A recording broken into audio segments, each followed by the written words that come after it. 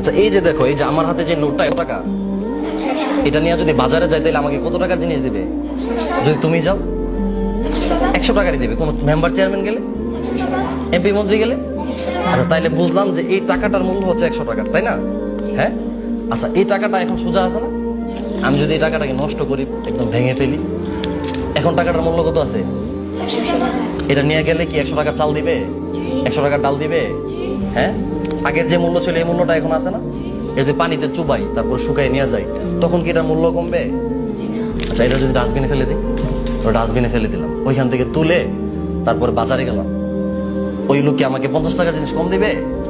হ্যাঁ। 100 টাকার জিনিস দিবে না?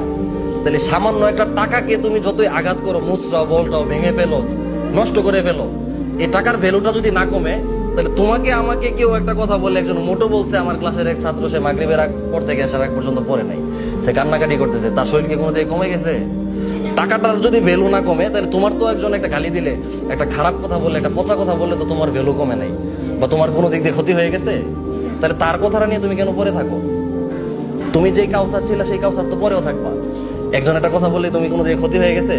তাজিমের দিকে কোনো দিকে লস হয়ে গেছে? হ্যাঁ। তাহলে কেউ কিছু বললে শোনা যাবে? হ্যাঁ।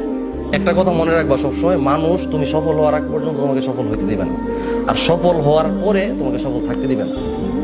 কথাটা বুঝছো? খুব গুরুত্বপূর্ণ কথা, আমি আবার বলতেছি, তুমি সফল হওয়ার আগ পর্যন্ত মানুষ তোমাকে সফল হইতে দিবে না, আর তুমি সফল হওয়ার পর মানুষ তোমাকে সফল থাকতে দিবে না।